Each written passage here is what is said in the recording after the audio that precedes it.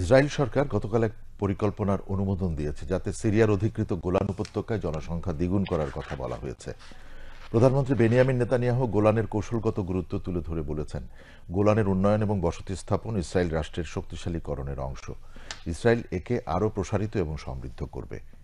Israel 1967 সালে 6 দিনের যুদ্ধে গোলানের বেশিরভাগ অংশ দখল করে নেয়। 1981 সালে উপত্যকাটি ইসরায়েলের সঙ্গে সংযুক্ত করা হয়, যদিও আন্তর্জাতিকভাবে এই সংযুক্তিকরণ স্বীকৃত নয়। 2019 সালে তৎকালীন মার্কিন প্রেসিডেন্ট ডোনাল্ড ট্রাম্প গোলান উপত্যকায় ইসরায়েলের সার্বভৌমত্বকে স্বীকৃতি দেন। তবে সিরিয়া বরাবরই গোলান থেকে ইসরায়েলি বাহিনীর প্রত্যাহার দাবি করেছে, যা ইসরায়েল নিরাপত্তা উদ্বেগের কারণ দেখিয়ে প্রত্যাখ্যান করে আসছে। সিরিয়ায় বিদ্রোহীরা এক সপ্তাহ আগে প্রেসিডেন্ট বাশার আল আসাদকে ক্ষমতাচ্যুত করেছে। বর্তমানে বিদ্রোহী নেতারা তাদের অবস্থান গ্রহণের ইঙ্গিত দিলে ইসরায়েল এই নতুন পরিস্থিতিকে আরও হুমকি স্বরূপ বলছে।